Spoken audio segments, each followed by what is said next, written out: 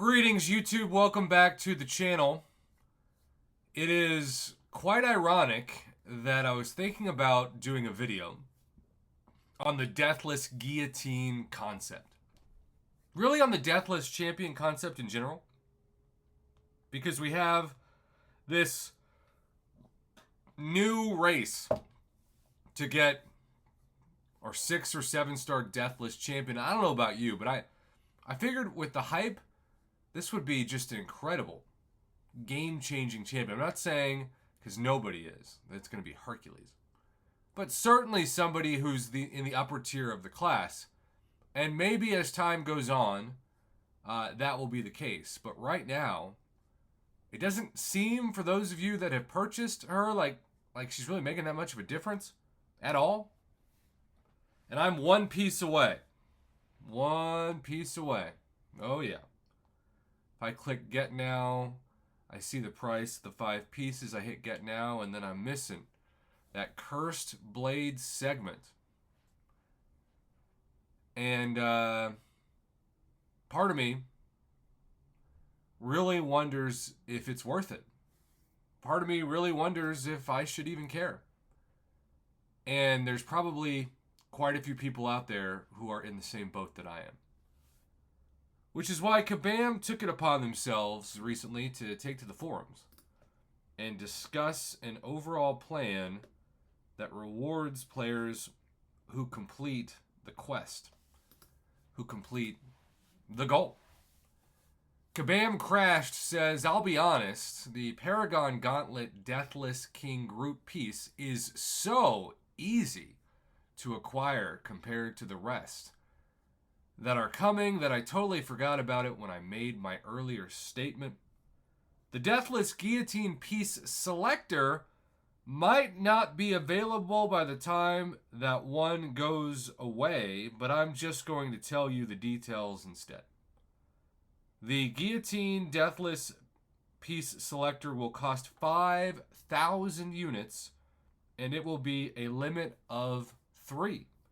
So you cannot spend 15,000 units to awaken her. I will also say there is an objective coming up where you will need to use 7 star, not just any Deathless Guillotine, but a 7 star Deathless Guillotine. It's somewhat optional. What the heck does that even mean? Professor, do we have to do this reading? That's somewhat optional. Is that a yes? Is that a no? If I told my students that, I would be as confused as they are. But I also thought that the 7 star Deathless champs were for Valiant and Paragon players, the top progressions. And that there was no rush to get them. There was going to be content available to be able to achieve the goal of getting them. Now it feels like the Deathless champion narrative has changed completely. It says, but if you have any intention of acquiring her at any point, I would suggest trying to get it done ASAP. The piece selector will definitely be available before this objective is in the game. If that is not an impressively vague message by Kabam Crashed, I don't know what is. And personally, I just have to say this. Kabam has really put themselves between a rock and a hard place.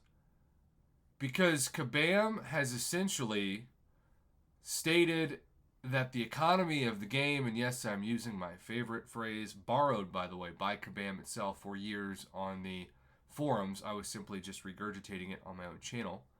But 6 star featured crystals for Valiant players who have cash to burn every month, irrelevant. Never going to open those again.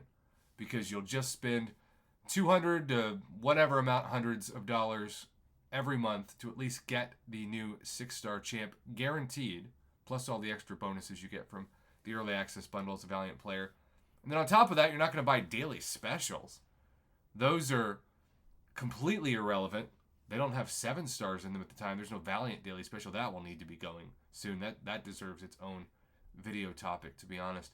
And then on top of this, we don't have any hope of any kind of special 7-star offer or economic shift in the game to give players more of an incentive for that. So we're kind of stuck. And so Kabam knows this, and because they also know there is no way for hopefully years, please, Kabam, to even speak another reference to Kabam Mike's 8-star forum post last year. So Deathless champs are sort of like the answer to something cool to do besides 7 stars and something cool to look forward to that doesn't speed up progression and force 8 stars on us. But if the Deathless champs are that hyped up, they better be really good and really valuable, and not just for some kind of special quest that involves you having to use the Deathless champion. I thought at first these were going to be like a really important braggable trophy, and now I think Kabam wants them to be something more, especially when you go from saying these are going to be permanent opportunities to we've got a selector for 5,000 units. Are you kidding me? 5,000 units.